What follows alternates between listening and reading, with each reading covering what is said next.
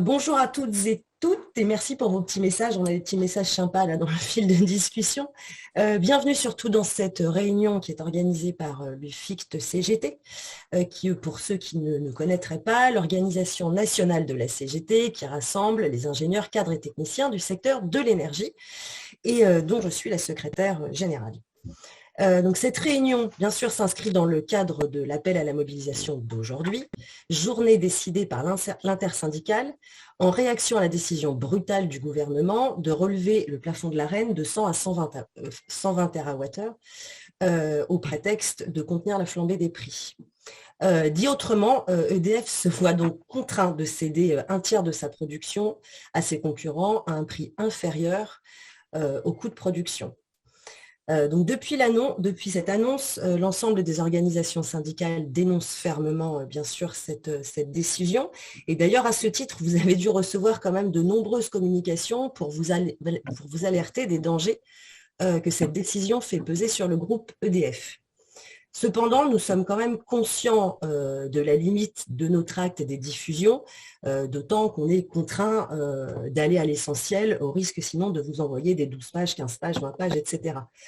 Du coup, on s'est dit que sur un sujet un peu aussi complexe, ça méritait davantage d'explications pour vous permettre d'avoir tous les éléments de compréhension, d'où l'organisation de cette réunion en distanciel, pour vous permettre de mieux appréhender les enjeux de cette décision, son origine, l'impact immédiat, les conséquences pour le groupe EDF. Et bien sûr, on terminera par les solutions, les autres solutions qui sont possibles pour amortir la flambée des prix sur les consommateurs. Du coup, vous pourrez en toute connaissance de cause mesurer la dangerosité de cette décision aussi irresponsable et court-termiste du gouvernement. Et prendre conscience de la nécessité d'agir collectivement pour s'y opposer. Voilà, je vais laisser la parole à Pascal qui va nous expliquer un petit peu les règles de fonctionnement d'aujourd'hui parce qu'on est très nombreux, je crois qu'on est plus de 100. Pascal, tu nous expliques les règles? Voilà, très, très rapidement, Pascal Caventou, je suis membre du bureau national de l'UFI. Donc, juste pour vous donner les règles, puisqu'effectivement, on est à l'heure où on parle plus de 120 connectés et ça peut augmenter. On est ravis de cette participation. Donc, on a prévu une petite séquence d'une demi-heure environ avec différents intervenants que je vous présenterai au fur et à mesure sur les différents aspects de la situation. On va rappeler un petit peu ce qu'est l'Arenh, ce qu'on entend par le marché de l'électricité, quels sont les enjeux de production d'EDF aujourd'hui. Qu'est-ce qu'on peut faire concrètement du point de vue syndical et intersyndical? On a différentes interventions courtes qui vont durer donc dans cette première partie de la réunion.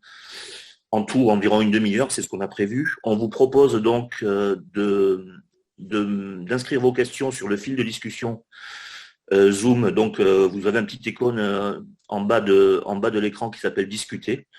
N'attendez pas la fin de la présentation pour poser vos questions. Posez-les au fur et à mesure des interventions. Et on a un dispositif derrière pour vous répondre dans la deuxième partie de la réunion. Je reprendrai donc les questions que vous avez posées et on les adressera aux différents intervenants. Voilà. Si vous avez votre micro coupé, c'est tout à fait normal. C'est fait partie du dispositif qu'on a et on vous demande de faire donc sur le fil de discussion pour vous exprimer. Merci à tous. Je vais laisser la parole à Jean-Paul Rignac, qui est chercheur à EDF R&D et qui est membre du conseil d'administration d'EDF, administrateur salarié pour la CGT. Voilà. Bonjour à tous. Le contexte, évidemment. D'accord.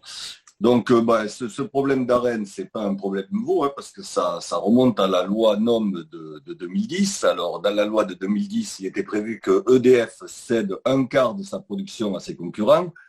Vu les problèmes que rencontre EDF aujourd'hui de production, avec ces 20 TWh qui vont se rajouter aux 100 précédents TWh, donc on est aujourd'hui à 120 TWh, on est plus près du tiers de la production d'EDF que du quart.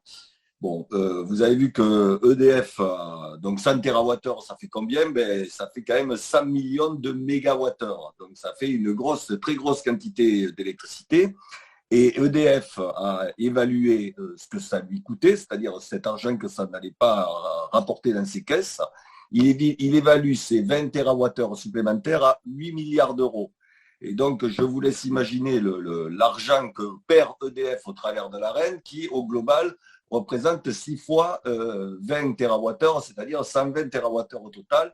Vous voyez qu'on est dans des manques à gagner pour EDF de plusieurs dizaines de milliards d'euros. Si je pouvais me permettre, je dirais, ça nous coûte un pognon de dingue quand même. Voilà. Alors, comment c'est venu au conseil d'administration? Eh bien, jeudi, on a été convoqué pour un conseil d'administration, sans d'ailleurs savoir quel était l'objet de ce conseil d'administration, qu'on a appris que le vendredi, mais aussi, comme tout le monde, jeudi soir à la télé, où donc il a été exprimé par le gouvernement son ordre à EDF de passer de 100 à 120 TWh. Donc, le PDG, lors du conseil d'administration qui s'est tenu vendredi de 18h à 20h, nous a donné quelques éléments. Un premier élément, c'était de dire qu'il ne s'agissait pas du tout d'un accord, c'est-à-dire que EDF avait proposé d'autres solutions que cette solution de l'Arenh, mais elles n'ont pas été retenues et on lui a imposé donc d'augmenter son volume d'Arenh qu'on brade à nos concurrents. La deuxième idée qui est venue à ce conseil d'administration, c'est que la mesure n'est pas du tout équilibrée. Je vous ai dit, le coût pour EDF, c'est de l'ordre de 8 milliards. L'État dit, moi j'ai déjà baissé les taxes et ça m'a coûté aussi 8 milliards. Ce qu'il ne dit pas, c'est qu'en fait, l'augmentation du prix de l'électricité, c'est un peu une aubaine pour le gouvernement qui subventionne beaucoup les énergies renouvelables. Et comme le prix de marché est monté très haut, eh bien, du coup, il va avoir à beaucoup moins financer les énergies renouvelables que ce qu'il avait prévu. Donc, en gros, ça va lui coûter la moitié des 8 milliards parce qu'il va perdre pour la taxe, mais il va avoir des rentrées par un autre côté. Donc, grosso modo, c'est 8 milliards pour EDF et 4 milliards pour l'État. Voilà. Alors, ce qui était prévu, on devait avoir un conseil d'administration qui devait revenir sur le budget 2022, parce que le budget n'est toujours pas signé à EDF. Et ni le plan moyen terme 2022-2024. Donc, on devait avoir un conseil d'administration intermédiaire avant les comptes qui vont être examinés le 17 février. Bon, la direction d'EDF a dit, dans la période, on va tout recalculer, donc on annule les conseils d'administration intermédiaire et donc on se retrouvera mi-février pour les comptes d'EDF. Ce qui est important à ce conseil d'administration, c'est qu'au travers des comptes, il y a aussi les dividendes qui vont être aussi votés. Les comptes 2021 devraient être assez positifs, donc il va y avoir quand même, on a déjà versé un acompte qui représente de l'ordre de 1 milliard d'euros, que d'ailleurs l'État n'a pas pris en cash, mais qu'il a pris en action. Et donc là, on va voter le solde du dividende. Et donc, tout le monde s'est exprimé lors du conseil d'administration de vendredi pour dire que c'était une honte, que en fait, l'État pillait EDF, y compris, bien entendu, tous les administrateurs salariés étaient sur la même ligne, mais y compris les administrateurs indépendants. Eux aussi se sont exprimés pour dire que ce n'était pas normal et que c'était du pillage de l'entreprise. Donc j'espère que ces administrateurs indépendants, quand va arriver le dividende qui est à 85% destiné à l'État, ils vont dire, comme on l'a fait l'année du Covid, on ne vote pas de dividende parce que la situation de l'entreprise est beaucoup moins bonne du fait des décisions qu'a pris l'État. Voilà. Donc, vous avez pu lire dans la presse que nous, les administrateurs salariés, on a fait un communiqué de tous les administrateurs salariés pour dénoncer ce nouveau pillage d'EDF et donc qui a aussi été un peu qui a enclenché toute la démarche intersyndicale autour de la journée d'action d'aujourd'hui où je vous rappelle, c'est important qu'on soit nombreux en grève pour montrer notre mécontentement. Merci Jean-Paul. C'était important qu'on connaisse le contexte. On voit bien que c'est vécu de manière quand même très fébrile au plus haut niveau de l'entreprise. La manière dont a été convoqué le CA et tout ce qui s'en est suivi à la tête de l'entreprise montre qu'il y a quand même vraiment une situation de crise. Je vais laisser la parole à Sandrine Roche, donc, qui est à la direction commerce d'EDF. Elle est RS au CSE de commerce. Et elle va nous repréciser un petit peu plus ce qu'est l'Arenh, comment fonctionne ce marché de l'électricité, la logique de guichet, etc. Parce que je pense que tout le monde n'est pas forcément au fait de ces questions qui sont quand même assez complexes. Oui, mais merci Pascal. Est-ce que vous m'entendez bien? Ouais, c'est bon, c'est bon. Ok, super. Parce que de mon côté, j'ai un peu des problèmes de connexion, donc j'espère que ça va continuer à passer. Oui, alors merci. Je vais essayer de repréciser un petit peu en quoi le prétexte que prend le gouvernement pour rehausser l'Arenh, en prenant prétexte, en prenant appui sur l'excuse de on veut protéger la facture des clients français, c'est selon nous, un faux prétexte. On dirait un petit peu qu'il y a un petit goût d'Hercule là qui revient dans la cour d'EDF. En fait, pourquoi? Parce que cette mesure ne va s'appliquer qu'en 2022 pour nos clients.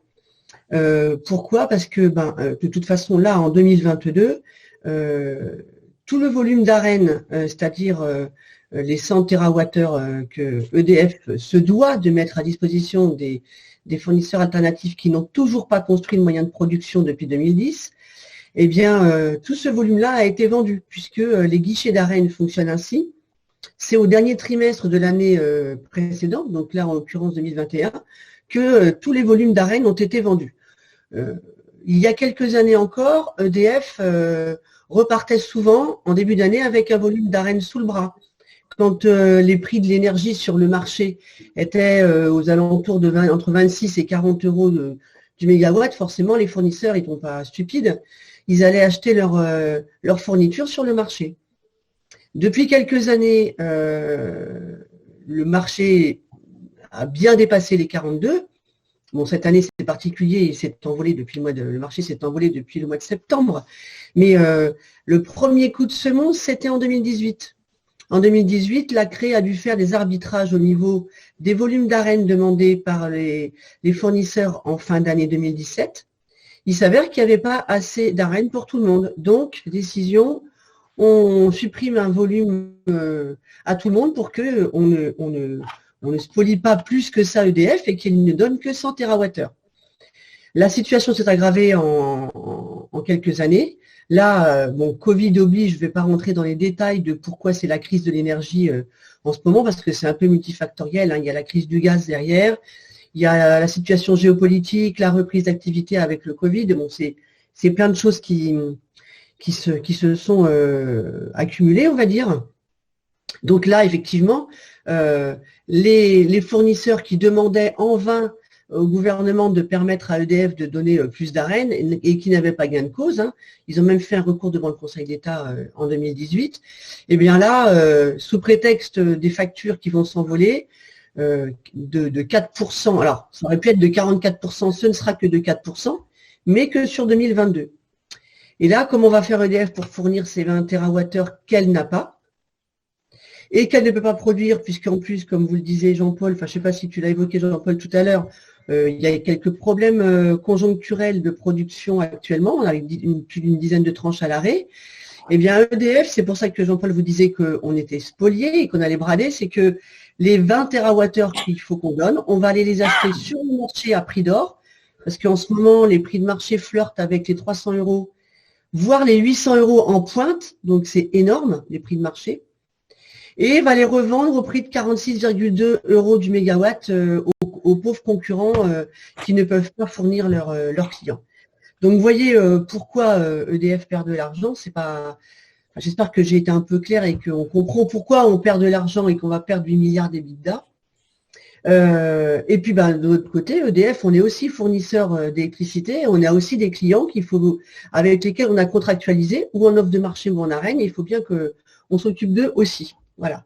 Donc, les conséquences, c'est que financières, alors pour le groupe et plus directement pour commerce, parce qu'on est vraiment en première ligne, on l'était déjà avec le projet Hercule, c'est que les 8 milliards, il va bien falloir les trouver quelque part. Donc, ça met en danger toute notre rémunération, les avancements, les recrutements qu'il pourrait y avoir, le tarif agent, qui est considéré comme une partie de notre rémunération par l'entreprise, je vous le rappelle.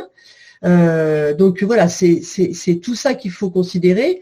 À commerce, un ajustement sur la masse salariale, c'est c'est tout de suite des emplois en moins, alors qu'actuellement, l'entreprise, enfin notre direction a dégraissé beaucoup les effectifs, tant sur le marché résidentiel que sur le marché des entreprises, alors que depuis 6 mois, les clients reviennent en masse chez nous.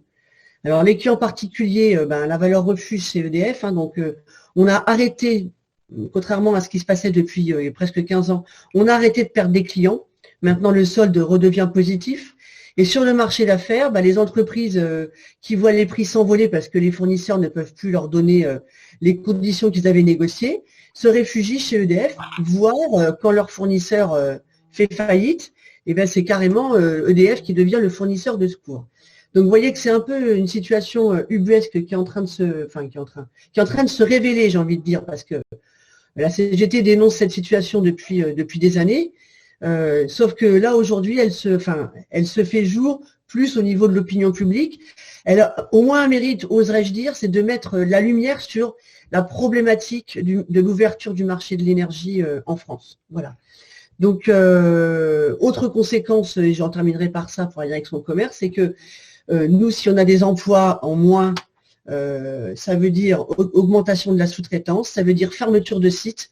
Je ne sais pas si vous êtes au courant, mais ça fait bientôt 4 ans qu'on voit les sites de travail de la direction de commerce fondre comme neige au soleil et que c'est effectivement pas un signe encourageant pour les agents du groupe qui souhaiteraient muter à EDF commerce, si tant est qu'il y en a. Il n'y en a pas beaucoup, effectivement. Voilà, donc à commerce, on est très inquiet. On a peur que ce soit le retour d'Hercule parce que là, il y a 2022 qui est une échéance. Mais il y aura de toute façon 2023. Que va faire le gouvernement en 2023 puisque la problématique, comme l'a dit Jean-Paul, ne sera pas réglée? C'est clairement là, cette histoire de rehaussement de la reine et de facture client, un prétexte purement électoraliste à la veille des présidentielles. Merci Pascal. Merci à toi Sandrine. On va aborder maintenant, tu en as parlé un peu, le contexte de la production d'EDF. Quelles sont les capacités actuelles de production, les chantiers de maintenance en cours et les perspectives. Et on va le faire avec Jean-Marc Cox, qui est secrétaire général de la CGT pour la DIPDE, c'est-à-dire la direction de l'ingénierie de production et du démantèlement. À toi, Jean-Marc. Merci, bonjour à toutes et à tous. Donc Jean-Marc Cox, membre du bureau exécutif de l'UFIT et donc secrétaire de la DIPDE, qui est l'unité qui s'occupe des activités de maintenance du parc nucléaire. Alors, quand on parle de production d'électricité, il faut différencier 2 parties, la partie qu'on appelle pilotable et la partie non pilotable. Par définition, les énergies renouvelables sont non pilotables, on ne pilote pas le soleil ou le vent. Par contre, les énergies pilotables, c'est l'hydraulique, le thermique à flamme et le nucléaire. Bon, le thermique à flamme a été réduit à pas grand-chose par décision politique. L'hydraulique possède un parc, mais ce parc est arrivé aux capacités maximum pour la construction des ouvrages en France.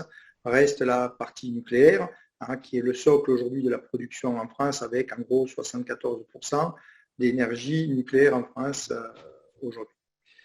Donc sur la partie nucléaire, il faut comprendre qu'on a un parc, c'est-à-dire un ensemble de différents outils qui est vieillissant, puisqu'on n'a pas relancé jusqu'à présent, on n'a pas en production depuis pas mal d'années de nouveaux outils. Ça a été un choix politique de ne pas investir.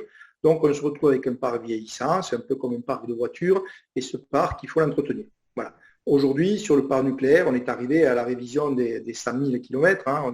On a des travaux plus ou moins importants pour qu'on passe le contrôle, entre guillemets, technique fait par les autorités de sûreté qui vont nous imposer, afin de garantir les exigences de sûreté de ce qu'on veut faire du nucléaire en France, à un niveau qui soit largement acceptable et largement sécurisé. Donc pour faire ça, il y a un programme qui s'appelle le Grand Carénage qui a été lancé, qui consiste donc à revenir sur l'ensemble des tranches 900 en particulier, mais aussi 1300, afin de prolonger la durée de vie de ces tranches. Il y a tout un ensemble de grands travaux qui doivent être faits. Ça impacte évidemment des dizaines de milliards. L'ordre de grandeur, c'est 40 milliards d'investissements sur le parc pour le réussir. Et pour faire ça, forcément, ça se fait avec les contraintes de tranches en production, c'est-à-dire qu'on n'arrête pas tout pour dire on va faire les travaux, on redémarre, on ne peut pas. Il faut garantir la continuité. Donc, ces travaux s'inscrivent dans la continuité de la production au travers d'arrêts un peu plus longs qu'il faut maîtriser. Bon, Parfois, ces arrêts sont un peu plus longs que prévu, on est en situation Covid, ce qui explique pourquoi aujourd'hui on a un certain nombre de tranches à l'arrêt à la fois par le programme carénage, et puis parfois ça dure un peu plus longtemps que prévu, parce qu'on peut avoir soit des petits aléas techniques, soit des indisponibilités liées aux entreprises et aux contraintes de Covid que rencontrent ces entreprises. Au-delà de ça, se pose une autre problématique aujourd'hui, c'est une problématique qu'on a rencontrée sur un certain type de centrales, qui sont plutôt les plus récentes, de corrosion sous contrainte de certain nombre de tuyauteries. Bon, ces problèmes de corrosion ont nécessité l'arrêt pour examen, vérification, c'est en cours, du palier N4. Et depuis peu, une tranche du palier P'4, donc des générations un cran en dessous aussi, présente des problèmes et sont en cours d'investigation. Donc, si on regarde aujourd'hui les problématiques qu'on rencontre, on a 10 tranches qui aujourd'hui sont indisponibles, ce qui est plus largement qu'on avait prévu. Alors, pour vous donner une idée, sur 2019, on produisait 380 TWh. On était en prévision 330-360 TWh et pour cause de fortuit, la prévision a été réduite à 300 TWh. 300-330 Tera pour 2022. Donc ça veut dire qu'effectivement, comme tout entretien de parc, on a des problèmes industriels qui peuvent survenir, typiquement c'est le cas des corrosions sous contrainte, le temps de les régler, le temps de les intégrer, forcément, ça peut créer de l'indisponibilité sur le parc, ça peut créer des coûts aussi, également pour EDF, et c'est la normalité, c'est comme une voiture, parfois, un truc qui n'est pas prévu, un amortisseur qui pète, ou un truc comme ça, on fait ce qu'il faut, sur le parc c'est la même chose. Alors évidemment, ça a deux impacts. Le premier, c'est que ça tend la production, puisqu'on produira 30 TW de moins. Alors là aussi, ces 30 TW, EDF étant engagé commercialement à les vendre, EDF va devoir les racheter. Donc c'est un peu la double peine avec cet arrêt, c'est-à-dire qu'on doit acheter de l'énergie pour permettre aux autres de revendre à bas prix. Bon, c'est une problématique. Et puis la deuxième problématique, c'est qu'effectivement, c'est quelque chose qui peut durer. Donc, quelque part, de manière durable, pénalise aussi les marchés, ce qui veut dire que ça tend le marché de l'énergie à la hausse. Et donc, quand le marché de l'énergie est à la hausse, finalement, c'est encore une fois la double peine avec l'Arenh, puisqu'on doit racheter de l'énergie d'autant plus chère qu'elle devient rare. Donc, le parc vit sa vie avec des aléas. Cependant, le contexte actuel fait ressortir de manière durable l'absurdité de cet arrêt qui contraint EDF et met EDF dans des situations financières qui sont totalement inacceptables. Voilà. Merci Jean-Marc. On va juste prendre peut-être donner 2-3 réponses à ce qui a été posé sur le fil de discussion. Très rapidement, d'abord je vais m'adresser à Jean-Paul. On parle beaucoup d'EDF dans les médias, là on nous dit sur le fil de discussion. Au Journal de France 2 aujourd'hui, demain soir dans Complément d'enquête. Et on nous dit aussi qu'un recours juridique du conseil d'administration est prévu par notre président. Si tu peux nous en dire un peu plus. Et puis également une question sur la date de fin du dispositif ARENH.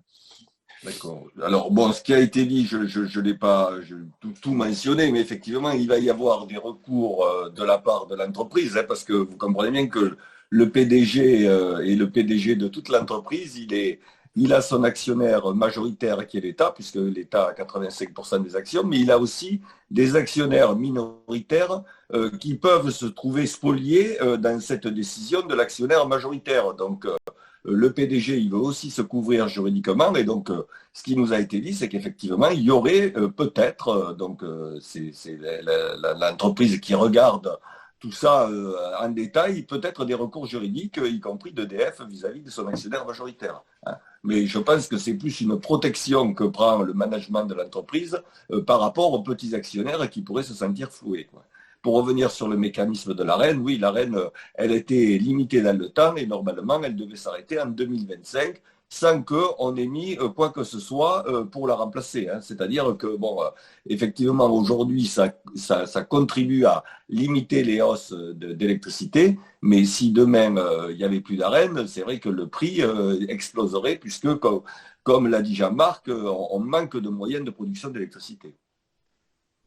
Merci Jean-Paul. Une question qui s'adresse peut-être à Sandrine sur des données chiffrées en termes de perte de clients ou de retour de clients vers EDF. Voilà. Ouais. Alors, on n'a pas encore de données chiffrées précises Le seul chiffre à peu près, enfin approximatif que je peux vous donner et qui est connu, c'est que depuis le mois d'octobre ou novembre, le solde positif entre les clients, avant on était en solde négatif tout le temps, hein, il y en avait qui partaient, qui revenaient, bon, mais là on est en solde positif d'environ 25 000 clients par mois. Alors que il y a 2 ans encore, 2 ans et demi, on perdait 100 000 clients par mois. Donc voilà. Après, ça c'est pour les clients particuliers, enfin les ménages comme vous et moi. Pour ce qui est du marché d'affaires, je n'ai pas de chiffres précis à vous donner, mais je sais en tout cas qu'on a récupéré de très beaux contrats. Alors, sur le marché d'affaires, sur les grosses entreprises, c'est des contrats négociés au millimètre près. Hein. Les marges sont calculées, le prix, les conditions, etc. C'est vraiment de la haute couture, on va dire, en termes de contrat. Et quand on récupère un contrat comme ça, c'est pour l'image de marque d'entreprise forcément important, même si ce n'est pas forcément sur ces contrats-là que la marge est la plus conséquente. En tout cas, ça fait, en fonction des industries pour lesquelles on rattrape les contrats, aussi du volume vendu, parce qu'il y a le contrat et il y a les volumes qui vont avec. Hein. Donc, c'est quand même une dynamique positive pour l'entreprise, qui a fait des beaux résultats cette année, hein, évidemment, avec la flambée des prix de l'énergie. C'est évident que là, l'entreprise n'a pas eu à s'en plaindre, mais n'a pas tout répercuté sur ses clients. C'est toujours des contrats négociés avec des termes de négociation.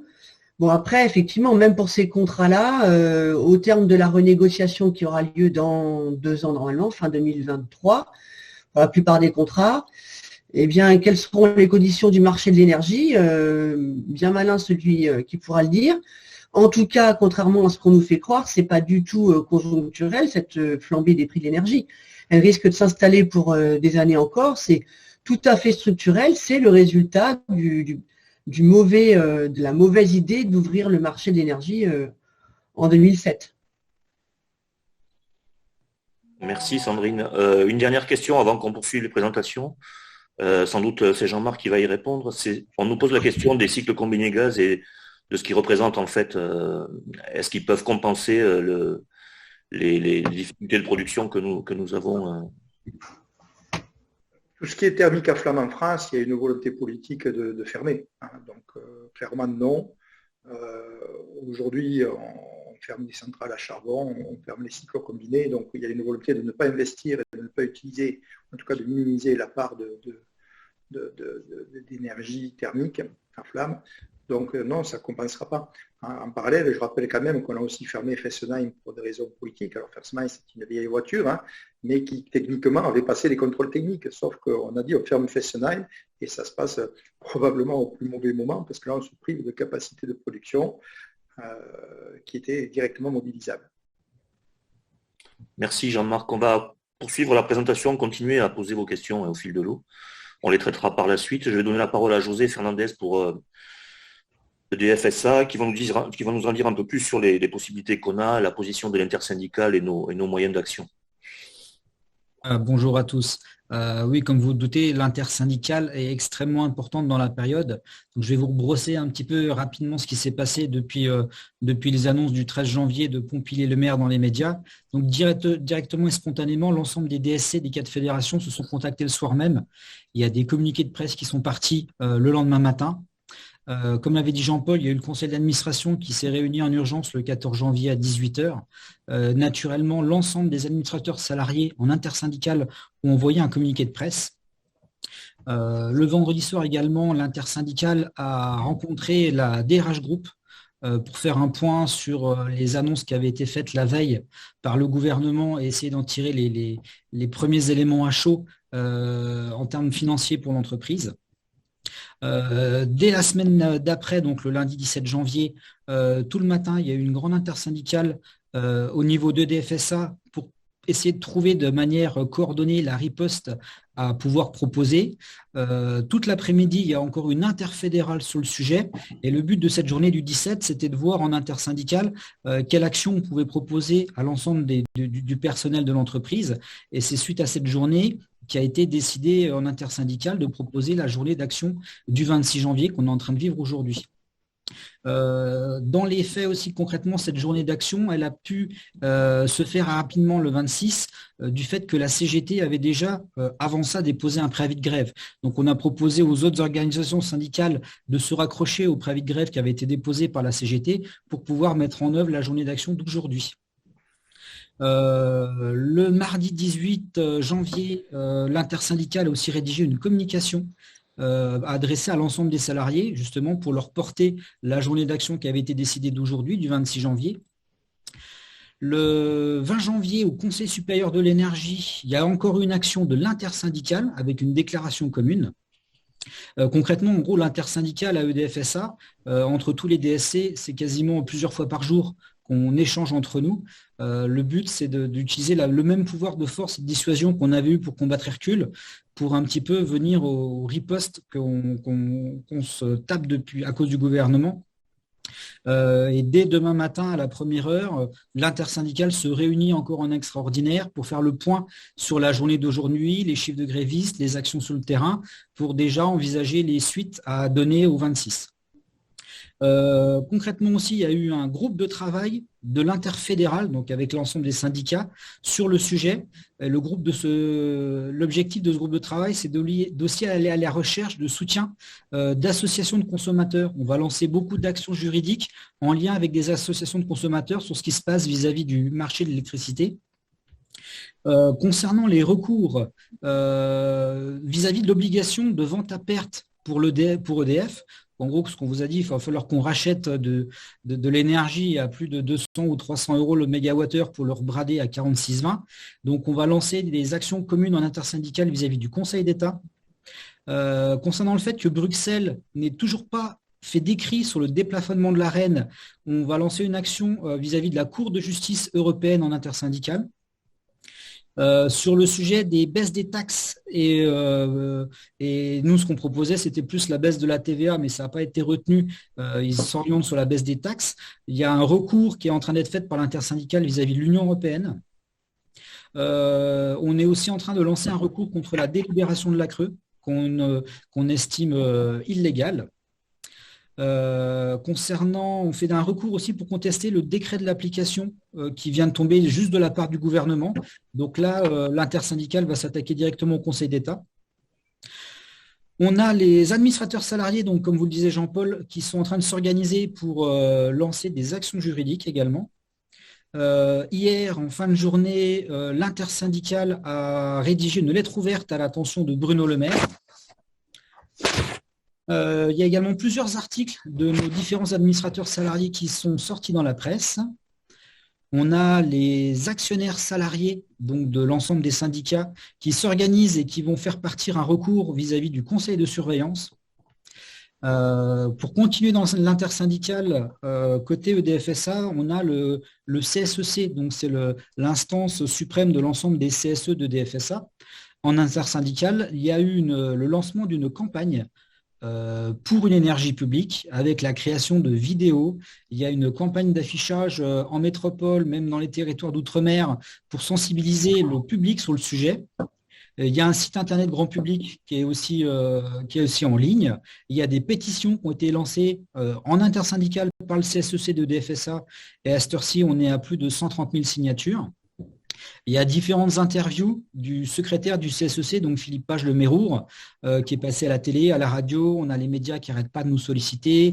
Comme vous avez vu, il y a on passe dans les médias aujourd'hui. Il y a des interviews qui sont en train d'être faites cet après-midi pour passer également aux médias de ce soir. Donc, ce qui est bien en plus sur le sujet-là, personne n'essaie de se tirer la couverture, tout le monde pousse en intersyndicale, on essaie d'avoir tous le même objectif et le même langage. Spécifiquement, l'ensemble des membres du CSEC en intersyndicale ont à ce heure-ci rédigé et formalisé plus d'une centaine de questions qui vont être adressées à Jean-Bernard Lévy. Il va falloir qu'il puisse y répondre. Il y a un CSEC extraordinaire qui va être prévu le 4 février sur le sujet. Et suite à ce CSEC, donc l'intersyndicale il y a de grandes chances qu'il lance un droit d'alerte économique qui risque d'être déposé après le CSE du 4 février. Voilà, donc en conclusion, faut être conscient qu'en moins de 2 semaines, il y a eu énormément d'actions sur tous les fronts et toujours en intersyndical. Voilà, c'est le mot d'ordre, c'est ensemble qu'on va y arriver, il faut qu'on puisse aller chercher un maximum les salariés et l'union fait la force. Voilà. Donc j'ai essayé de rebrosser le plus synthétiquement possible ce qui s'était passé en 13 jours. Voilà. Merci José, il y a eu beaucoup de choses, effectivement, on peut se féliciter de la solidité, je dirais, de l'intersyndicale sur le sujet. Et on voit que les recours, ils sont à tous les niveaux, ils sont nombreux. On voit aussi que les médias s'intéressent à nous pour une fois, je dirais, hein, parce que la situation est sérieuse. Avant de redonner la parole à Jean-Paul, je vais poser 2 questions à Sandrine. Il y a 2 questions qui nous ont été posées. La première sur le rôle de la CRE. Et certains disent qu'elle aurait pu limiter, effectivement, avoir un rôle pour limiter la hausse des tarifs, même si on met à part la dernière période qui est particulière. Et la deuxième question, c'est effectivement sur l'obligation qui était censée être faite aux fournisseurs au moment de la mise en place de l'AREN de se doter de moyens de production, notamment. C'est vrai qu'on n'a pas parlé de ça. Est-ce que tu peux nous en dire plus? Alors oui, rapidement, je vais finir traiter la question de la fin de l'AREN. Oui, la loi NOM prévoyait en 2010 que l'AREN était instituée pour 15 ans, le temps de laisser à nos chers concurrents le temps de se doter de moyens de production. Ils ne l'ont pas fait, on leur a pas intimé l'ordre de commencer à faire au bout de 5 ans, au bout de quasiment 15 ans, enfin 13 ans, ils en sont toujours au même point. Il y a quelques éoliennes qui fleurissent à droite à gauche et on sait tous à quoi servent les éoliennes, hein. En tout cas pas à assurer l'avenir énergétique de la France. Donc ils ont toujours besoin de l'AREN, effectivement. Alors, quid de l'AREN à fin 2025, ça je n'en sais rien, mais en tout cas, pour l'instant, il n'y a rien de prévu après. Donc toutes les inquiétudes peuvent être mises sur la table. Sur le rôle les nominations, j'ai vu une question passer sur les nominations de la CRE. Pour vous démontrer que la CRE n'est pas notre amie à EDF, hein, d'ailleurs elle s'appelle la Commission de régulation de l'électricité, je préférerais l'appeler la Commission d'organisation de la concurrence, ce serait plus juste de dire ça, puisque la CRE s'est évertuée au travers de ses multiples présidents, qui sont nommés par l'État. Enfin, il y a le Premier ministre ou le Président de la République qui nomme le Président, je crois. Il y a le Président de l'Assemblée nationale qui doit nommer un membre aussi. Enfin, vous voyez, c'est pas un concours et c'est le plus doué qui vient président de la CRE avec toutes ses bonnes intentions. Non. Et la CRE, c'est factuel, a organisé, a fixé les prix du tarif réglementé de vente électrique afin de favoriser la concurrence. C'est-à-dire, elle s'est débrouillée, pour pas que ça se voit trop non plus, hein, elle a fait ça finement, elle s'est débrouillée pour que le TRV, comme on l'appelle, le TRVE, soit pas trop en faveur des clients, que ce soit pas la super valeur ref. Il fallait que le TRV, il augmente quand même un petit peu pour démontrer que les concurrents, ils étaient mieux disants que nous. Alors les concurrents d'ailleurs, ils disent on est 10% de moins cher que DF. En fait, ça représente quasiment rien sur la facture du client, puisque c'est 10% des 30% de fourniture d'énergie de la facture. Le reste étant composé de taxes et autres turpes. Donc ça représente quasiment rien, mais ça, quand on le voit sur une affiche, le client lambda, il ne sait pas de quoi ça cause, hein, il voit juste 10% de moins. Et puis, qu'est-ce que tu m'as posé comme question? Je crois que c'est tout. L'impact de l'AREN sur le TRV, mécaniquement, donc du coup, le TRV est forcément impacté par l'AREN, puisque quand et le volume et le prix de l'AREN sont impactés, ça a une influence tout de suite sur la façon dont sont composés les tarifs chez nos clients et le volume d'AREN qui compose le TRV, parce que le TRV, je précise quand même, qu'il n'est pas composé à 100% d'AREN. Il y a entre 15 et 20% de kilowatts, de terawatts achetés sur le marché. Donc mécaniquement, le TRV est impacté lui également. Okay. Voilà, je crois que j'ai oublié. Je vais redonner la parole à Jean-Paul pour qu'on parle un petit peu des pistes revendicatives de la CGT. Mais je vais intégrer une petite question qui nous a été posée là, parce que beaucoup se posent la question, nous dit est-ce que la Commission européenne est-ce qu'elle se dédouane quoi, vis-à-vis du gouvernement français sur cette histoire-là? Le gouvernement dit que c'est la Commission qui impose la libre concurrence. La Commission européenne dit que c'est le gouvernement français qui œuvre, qui a toute l'attitude pour œuvrer. Est-ce que tu peux nous en dire un mot? Alors moi, je n'ai pas d'informations précises sur le sujet, mais bon, bien entendu, ce qui se passe en France et ce qui s'est passé sur les 20 dernières années, tout ça, c'est la volonté de la Commission européenne de libéraliser le marché de l'électricité. La mise en place de la loi NOM, ça a été avec l'autorisation de Bruxelles et bien entendu le relèvement du plafond de l'Arenh. Il faut dire que EDF, c'est un peu le modèle à abattre dans l'Europe libérale, parce qu'on arrive à produire une électricité finalement qui est très peu carbonée à un prix très abordable. Et ça met en rage, je pense, l'Europe de voir qu'une entreprise détenue à 85% par l'État puisse arriver à un résultat pareil, quoi. Donc, bien entendu, tout ce qui se fait en France, c'est avec le tampon de la Commission européenne, quoi. Voilà. Moi, je voulais revenir quand même là sur les causes. Pardon. Vas-y. Oui, je voulais revenir sur les conséquences. Donc, bon, les conséquences pour EDF, c'est quand même au niveau financier, on voit bien que ces 8 milliards dont on parle, ces 8 milliards qui ne seront pas dans la caisse d'EDF, sachant qu'EDF a quand même une dette importante de 42 milliards. Et d'ailleurs, la direction d'EDF a dit je ne pourrais pas maintenir les ratios de dette que j'avais prévus parce que ça ne tenait pas compte de ceux qui viennent de nous tomber dessus, quoi. On voit bien aussi au niveau des investissements que, même si le PDG a dit que l'investissement dans General Electric n'était pas remis en cause, vous savez qu'il y a la volonté de reprendre ces turbines Arabelle là pour les centrales nucléaires. Bon, on s'imagine bien que la politique d'investissement qui avait été prévue va pas pouvoir être tenue s'il y a moins de rentrée d'argent, quoi. D'autant que toutes les cessions de ce qui n'était pas stratégique a déjà été fait, hein.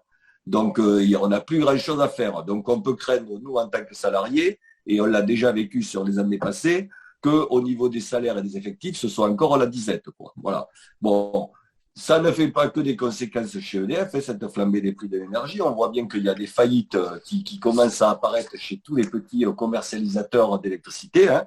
Il y a eu Hydroption, on en a parlé avec la mairie de Paris qui avait pris ce contrat qui était plus intéressant, mais qui se sont retrouvés du jour au lendemain sans un fournisseur. Hier, il y avait un autre fournisseur qui s'appelle Bulb, qui est aussi maintenant qui n'est plus fournisseur, qui n'est plus agréé. Bon, la presse dit qu'à terme, on pourrait se retrouver avec 4 ou 5 fournisseurs et puis c'est tout, quoi. C'est-à-dire les gros, dont Total, Engie, etc. Voilà. Donc il faut bien voir que nous, on a des propositions à la CGT, hein. Donc notre proposition numéro 1, c'est de sortir du marché. On voit bien que le marché, il ne correspond pas à l'électricité, ça ne va pas, ça ne matche pas, on va dire, quoi. On a défini dans le cadre d'un programme progressiste de l'énergie à la FNME-CGT différentes actions qu'on pourrait faire pour préparer l'avenir, on va dire. Déjà, effectivement, baisser les taxes, hein, Sandrine l'a dit. Votre facture EDF, quand vous êtes un particulier, il y a pratiquement un tiers de votre facture, c'est de la taxe. Il y en a un autre tiers, c'est donc du réseau, et ce n'est que le dernier tiers qui est de la production-commercialisation, quoi. Donc, l'électricité est beaucoup trop taxée, et donc on peut véritablement s'attaquer à toutes ces taxes, quoi. On peut aussi renationaliser EDF, mais attention, si c'est pour mettre une entreprise au service de l'État, c'est pas ce qu'on veut. Nous, on veut renationaliser EDF dans le cadre d'un EPIC, hein, c'est-à-dire avec des règles, et pour que cette électricité bas carbone bon marché profite à l'ensemble des usagers, qu'ils soient particuliers ou entreprises, hein. Donc, il faut bien entendu qu'on revienne à des tarifs réglementés. Le tarif réglementé, aujourd'hui, il n'est possible que pour les particuliers et finalement les artisans, les petits professionnels. Donc, il faut qu'on remette un tarif en tant que tel qui ne soit pas indexé sur le marché, hein, parce qu'on vous a expliqué que, y compris dans le tarif, il y a aussi des éléments de marché qui sont inclus dedans. Donc, il faut qu'on revienne sur ce calcul du tarif. Parce qu'en gros, le coût de l'électricité, surtout de l'électricité nucléaire, on peut dire à très longue échéance quel va être le coût, hein. Le nucléaire, ça coûte beaucoup quand on le construit, il y a un gros effort d'investissement, mais après, on sait combien de personnes il faut pour faire tourner la tranche. On a des approvisionnements long terme sur le nucléaire, donc on a une vision très long terme du prix de l'électricité. Et puis, bien entendu, dernière chose qu'il faudrait faire, c'est construire des moyens pilotables. On voit bien aujourd'hui qu'on a construit beaucoup d'énergie renouvelable, mais on a besoin de moyens pilotables parce qu'en hiver, eh bien, c'est sur ça qu'on peut agir pour avoir plus d'électricité. En gros, si je résume, hein, et c'est un peu le PPE, eh bien, il faut revenir à un système qui marchait très bien avant cette libéralisation de l'énergie et qu'on reprenne en fait une maîtrise publique sur notre électricité. Merci Jean-Paul, je crois que le message il est clair et puis l'histoire a démontré quand même que ce que la CGT porte depuis des années, aujourd'hui, eh ben, il est temps de le mettre en place. On a d'autres questions avant de donner la parole à Virginie, peut-être pour terminer, puisqu'on s'était donné 1 heure environ hein, de réunion. Peut-être que tu l'aborderas d'ailleurs. On a une question sur les bruits autour de l'ouverture du capital d'Enedis qui serait une possibilité pour le groupe EDF de venir financièrement soulager en fait. Voilà, je ne sais pas si Jean-Paul, tu veux réagir à ça. On revient, on l'a dit, hein, c'est ce qui risque de se passer, c'est-à-dire qu'on a réussi à bloquer le projet Hercule. Hein, et c'est vrai qu'il y a de fortes chances que la solution du gouvernement, surtout qu'il est aux abois, là, et on l'a dit, on est dans une période préélectorale où il n'hésite pas à venir puiser dans la caisse d'EDF, hein, mais effectivement qu'il nous réserve un Hercule réchauffé. Hein. Alors peut-être pas sur Enedis parce qu'il a compris que ça faisait un peu problème, mais vous voyez ce qui se passe aujourd'hui, c'est que la bourse était très friande de toutes ces entreprises qui sont sur le renouvelable, mais peut-être que ce qu'on va nous proposer dans le nouvel Hercule, c'est de dire, bien, on va privatiser toute la partie renouvelable d'EDF parce que ça, on sait que si on le met à la bourse, ça va exploser, ça va vraiment, il va y avoir beaucoup de gens qui vont vouloir acquérir des titres, quoi. Donc le risque, c'est effectivement qu'on nous refasse un projet Hercule qui commencerait à partager EDF. Et notre force aujourd'hui, c'est bien le fait qu'EDF est une entreprise intégrée. Et moi, personnellement, qui suis à la R&D, on le vit tous les jours. Effectivement, c'est ce qui fait notre force. Une dernière question, enfin la dernière qui nous est arrivée, c'est sur effectivement les fournisseurs alternatifs. Tu en as parlé un peu de certains qui sont en faillite. Est-ce qu'on sait combien il y en a qui ont mis la clé sous la porte? Et autre question, est-ce que EDF peut intenter un recours auprès de l'État sur la base sur le constat actuel qu'ils n'ont pas mis en œuvre de moyens de production alors que c'était prévu dans la loi? On sait qu'il y en a 2 ou 3 qui ont mis la clé sous la porte, que des gens comme Équateur, comme Cedis, enfin Équateur, ils vont pas bien, mais c'est des traders, donc forcément en ce moment ils se portent pas bien pour les marchés de l'énergie. On sait que d'autres fournisseurs comme Cdiscount, Leclerc, du coup ne sont plus fournisseurs de kilowattheures. Ils ont dit à leurs clients, Barry aussi, Barry a dit à ses clients, nous on peut plus vous fournir. Sur leur site, c'est même magnifique, il y a carrément le lien qui va directement sur la page d'EDF. Allez vite chez EDF parce que nous, on ne peut plus rien faire pour vous. Voilà. Donc, je n'ai pas le nombre précis, il faudrait qu'on fasse. Je pense que le directeur peut-être nous en dira plus demain comme on est en CSE. En tout cas, j'ai vu une question sur une surprise, comme quoi un actionnaire laisserait faire des choses délétères contre EDF alors qu'il est principal actionnaire. Ne vous méprenez pas, les services de l'État ont été les premiers à alimenter des bâtiments à eux avec la concurrence et à laisser leur contrat EDF. Donc, ils n'ont absolument aucun état d'âme. Et c'est très schizophrénique cette affaire-là, parce qu'en fait, ils nous demandent de rapporter des dividendes, mais en même temps, ils nous sabrent de l'autre côté. Mais c'est comme ça que ça se passe depuis 15 ans. Et d'ailleurs, nous sommes redevenus, anecdote, le fournisseur de secours du ministère des Armées parce que son fournisseur a fait faillite. C'est quand même l'ironie du sort. C'est quand même intéressant à observer. Je vais peut-être, je ne sais pas s'il y a d'autres questions, je pense qu'on a traité quand même, qu'on a fait pas mal le tour. On va essayer de respecter l'horaire, on va essayer de rester positif parce qu'on voit quand même il y a des choses qui se font. Il y a des possibilités de rester unis et de se battre. Et il y a des solutions qui existent. Elles sont proposées notamment par la CGT. Donc peut-être je vais laisser la parole à Virginie pour terminer dans l'horaire qu'on a prévu. Oui, donc comme vous l'aurez compris, je suppose, là, à travers de la démonstration qu'on vient de vous faire, que l'objectif principal de cette décision, c'est pas tant celui de la baisse du prix de l'électricité, d'autant qu'une fois de plus, on parlait de de l'engagement de ces fournisseurs alternatifs. Mais là, une fois de plus, il n'y a rien qui les contraint à répercuter en fait ce cadeau qu'on leur fait sur la facture de leurs clients. Hein. Donc, il y a eu pas mal de questions d'ailleurs sur ces fournisseurs. Et c'est d'ailleurs tout l'enjeu de cette décision. Le gouvernement poursuit en fait sa volonté de libéraliser le marché de l'énergie, qui d'ailleurs est responsable de tous les maux. Et libéraliser ce marché, ça passe forcément sous la mise sous perfusion de ces fournisseurs alternatifs, hein, pour entretenir une espèce de concurrence factice. Donc, il y avait pas mal de questions sur combien ont mis la clé sous la porte, est-ce qu'on favorise Total, est-ce qu'on favorise Engie, etc. Il est évident que l'objectif final, c'est pas d'avoir 12 milliards de concurrents, mais d'en avoir 2, 3, 4 pour dire, bah, vous voyez, la libéralisation, ça fonctionne et c'est ça qui est génial. Donc voilà, il y a eu aussi pas mal de remarques sur Enedis, sur Hercule.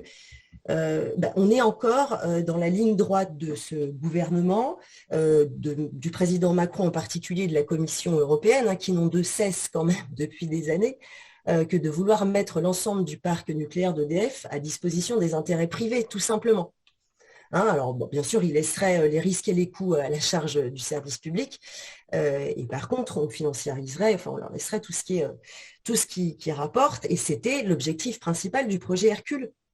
Qu'on a réussi quand même, moi je tiens à le souligner, à faire échouer l'été dernier. Voilà, donc là, il n'y a pas de raison qu'on ne continue pas.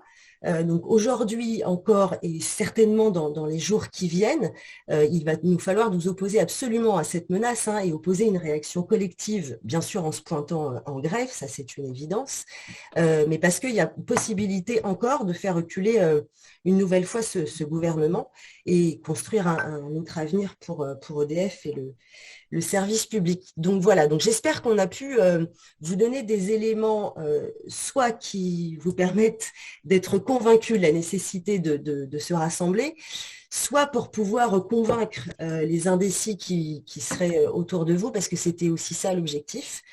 Voilà, on vous remercie de votre participation. Il nous reste 4 minutes.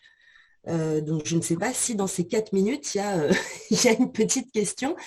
Si toutefois, de toute façon, vous en avez d'autres, hein, vous pouvez soit vous rapprocher de vos syndicats locaux, soit nous envoyer vos questions sur l'adresse, alors c'est ufict@ufict.fnme-cgt.fr, et bien sûr, tout le monde était prêt à noter ce que je disais et un stylo dans la main pour dégainer.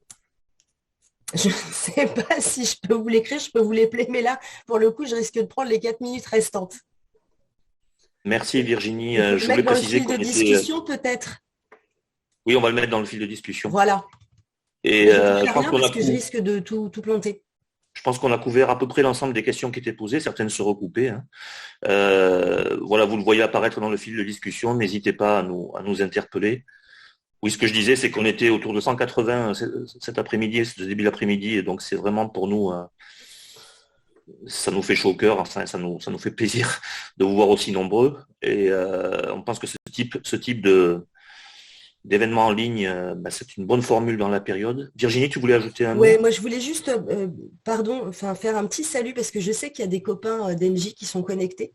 Oui. Et j'ai vu aussi dans le fil de discussion qu'on avait tendance peut-être à opposer Total, EDF, Engie.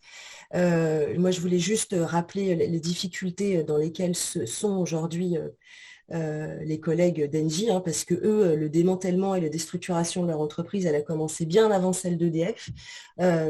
Donc, de toute façon, dans ces manœuvres politiciennes, personne ne sera gagnant, et surtout pas les salariés. Je tiens quand même à le rappeler, parce qu'au-delà des conséquences financières, les salariés aujourd'hui paient les conséquences, hein, de tout ça depuis des années, ne serait-ce qu'au travers de la désorganisation, je devrais dire, des modes de travail, etc. Donc voilà, je voulais juste faire un petit salut aux copains d'Engie, parce que j'ai vu qu'il y en a qui étaient connectés.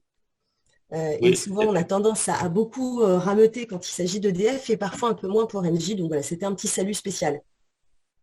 Ok, oui, il fallait le faire. Merci Virginie. Je voulais juste préciser qu'on a un certain nombre de messages mais j'en profite pour remercier aussi, pour vous remercier bien sûr de votre présence et remercier les intervenants parce qu'on a beaucoup de messages sur la qualité de leur Vous pouvez nous explication. envoyer des cœurs. Et vous pouvez nous envoyer des cœurs, ça me fait plaisir. Merci beaucoup. Donc merci à tous pour votre participation. Au revoir. Merci. À Au revoir. bientôt tout le monde.